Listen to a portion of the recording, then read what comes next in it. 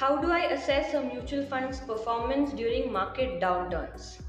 I think assessing a mutual fund performance during downturn is equally important to assess the mutual fund performance in the upturn also, or bull and bear market. Okay, so reviewing your performance give you a flavor the investment objective which you have decided to invest in is intact or not. So, for example, I want to invest for retirement. Assume my expectation of growth is around 10% a year. Okay, I am expecting a market downtrend now. So just because markets are down, I cannot go and look at a performance. I just need to see is my expected rate of return while investing is been met or not. If that has been taken care, then I don't need you to perform look at the mutual fund performance only in the downtrend. Okay, yes, you can do it in three ways. One, compare the funds, okay, and compare the index. We call it as benchmarking. So assuming in an example, let us assume you are investing in a larger mid cap fund.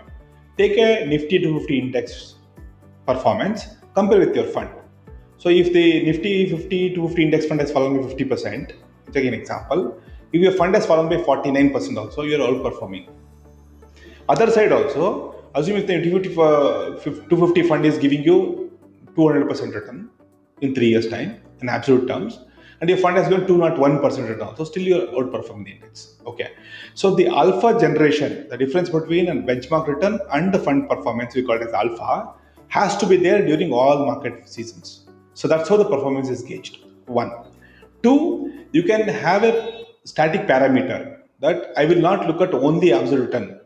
I look at a rolling return, meaning every day performance I'll do it. There's a concept of daily rolling return, weekly rolling return, monthly rolling return, like that. That means today I'm taking a daily rolling return for 10 years. How it is taken? Today to 10 years, I'll take it. Tomorrow to 10 years, day after tomorrow to 10 years, and take the average of that. That's called rolling return. So rolling return can give you a more stable results and more approaching results or maybe accurate results than just comparing between a bad time to good time or good time to bad time. Let me give an example. The return on any diversified equity fund in 2018 February was very bad because 2008 February market fell because of financial crisis. So 10-year returns was less than a double digit. That means his equity is bad. Answer is no. Same way, if somebody would have taken the performance of 10-year in 2018 December, he has made 30% return. That is also not true because then the market completely bottomed out and then recovered. I think point to point return can mislead you.